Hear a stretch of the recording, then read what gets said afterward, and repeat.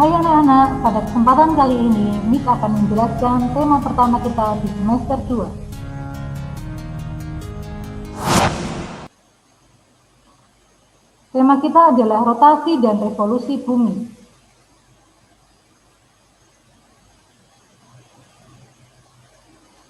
Kompetensi dasarnya adalah menjelaskan peristiwa rotasi dan revolusi bumi serta terjadinya gerhana bulan dan gerhana matahari.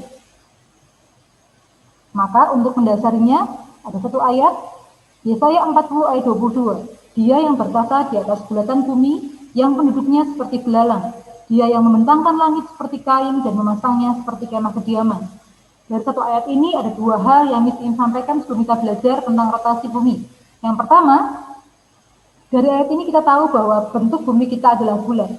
Yang kedua, kita melihat dari ayat ini dia yang membentangkan langit seperti kain dan memasangnya seperti kemah kediaman, menunjukkan kemahakuasaan Tuhan, betapa Tuhan yang menciptakan bumi itu Tuhan yang besar, Tuhan yang dahsyat. Nah, ketika kita belajar sains, itu artinya kita sedang mempelajari Tuhan dan ciptaannya. Kita mulai. Rotasi. Apa itu rotasi, teman-teman?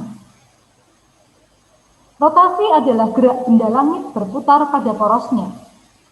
Untuk membayangkan hal ini, Miss mengajak teman-teman membayangkan ketika kita sedang memakan bakso atau cilok dengan menggunakan ditusuk lidi, kemudian kita putar-putar baksonya, itulah gerak rotasi, teman-teman. Sedangkan kala rotasi adalah waktu yang diperlukan benda langit untuk berputar pada porosnya, atau disebut juga periode rotasi. Nah, supaya lebih jelas, seperti gerak balerina ini berputar dengan kakinya, inilah gerak rotasi. Bumi kita pun berrotasi. Nah, apa dan bagaimana rotasi bumi itu? Kita akan lihat rotasi bumi. Seperti benda langit yang lain, bumi berrotasi. Matahari tampak terbit di pagi hari dan tenggelam di sore hari karena rotasi bumi. Bumi terus berotasi sehingga matahari tampak terbit di sebelah timur dan tenggelam di sebelah barat. Dulu waktu Miss kecil, Miss berpikir bahwa matahari lah yang bergerak dari timur ke barat. Tetapi setelah Miss sudah dewasa, Miss sudah belajar sains, Miss tahu bahwa yang berputar sendiri bukan matahari, tetapi bumi yang sedang berputar dari arah barat ke timur. Gerakan bumi mengelilingi sumbu atau poros ini disebut dengan rotasi bumi. Waktu bumi mengalami satu kali rotasi adalah 24 jam. Nah, pada kesempatan kali ini, Miss membawa tiruan bumi yang dinamakan rotasi. Satu kali rotasi adalah bumi ini berputar satu kali, sampai ke tempat yang sama lagi kembali. Itu namanya satu kala rotasi atau satu periode rotasi. Nah, dengan adanya rotasi bumi ini, maka ada beberapa akibat yang terjadi. Kita mau lihat satu persatu akibat rotasi bumi. Yang pertama adalah terjadinya siang dan malam.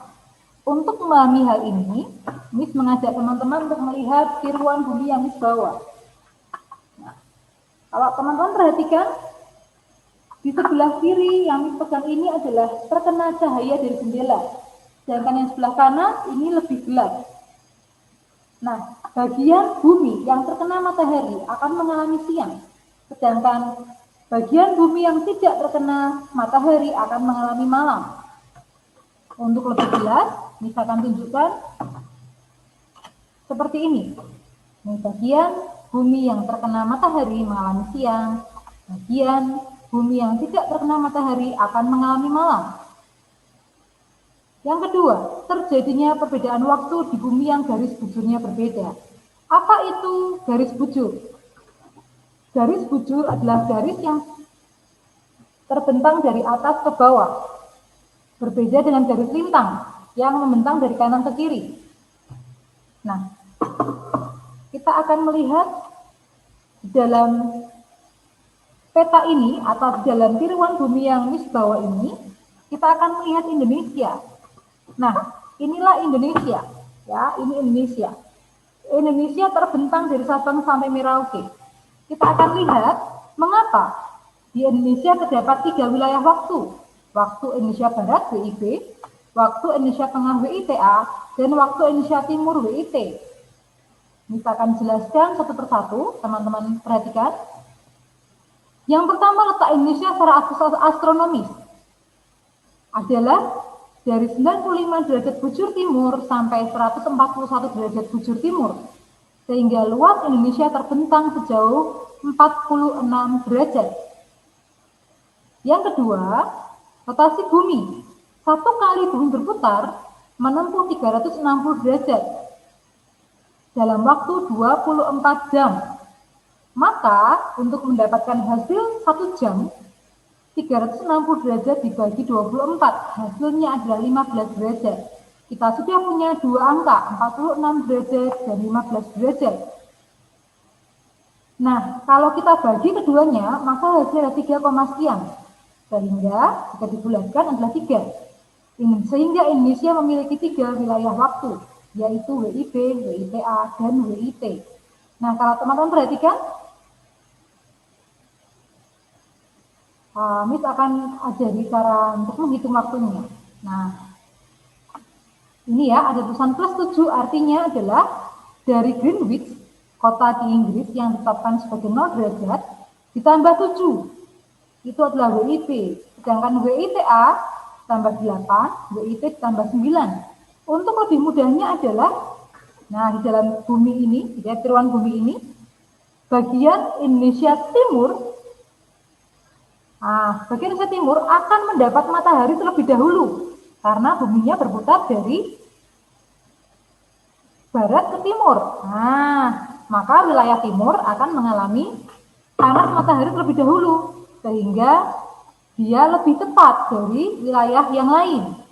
Untuk menghitung atau menentukan waktu, perbedaan waktu, instruknya akan tunjukkan, perhatikan, WIB ke WITA, maka rumusnya adalah ditambah 1 jam. Sedangkan WITA ke WIT juga sama, ditambah 1 jam. Sehingga dari WIB ke WIT, penambahannya adalah 2 jam. Jadi misalnya kita sedang ada di kota Solo.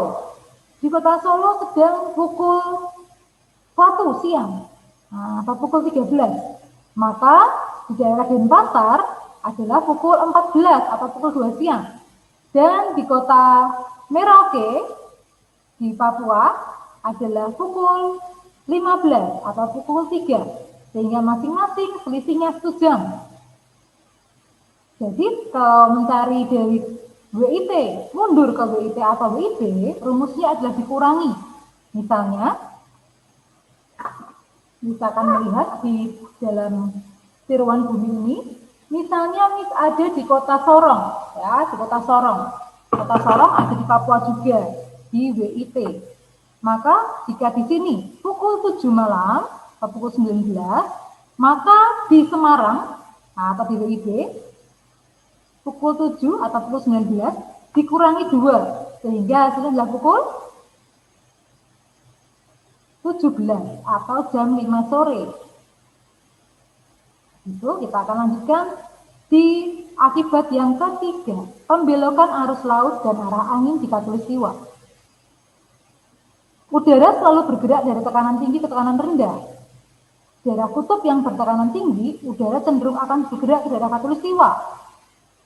Jadi kalau teman-teman perhatikan di blok ini atau di tiruan bumi ini, udara bergerak dari tekanan tinggi ke tekanan rendah.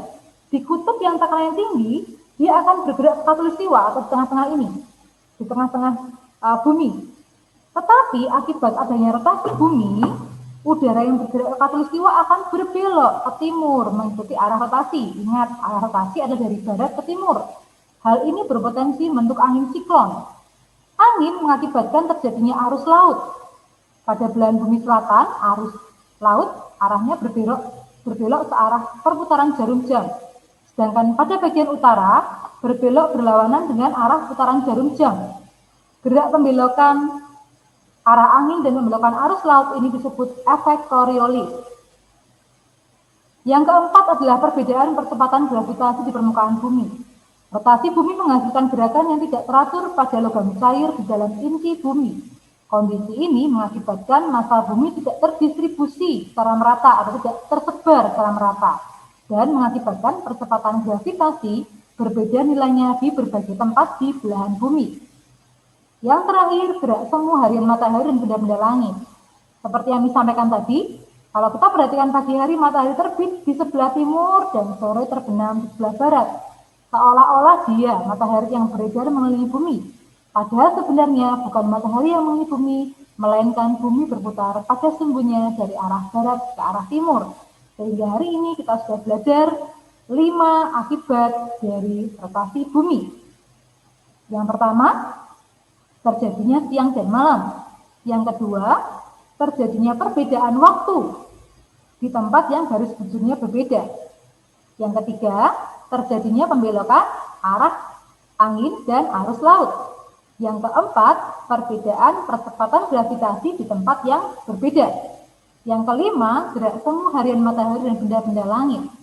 Sekian dari Miss Rukmi, nantikan video kedua yang akan kita bahas mengenai revolusi bumi. Semoga teman-teman semua semakin memahami dan semakin suka dengan sains. Terima kasih, Tuhan memberkati. See you.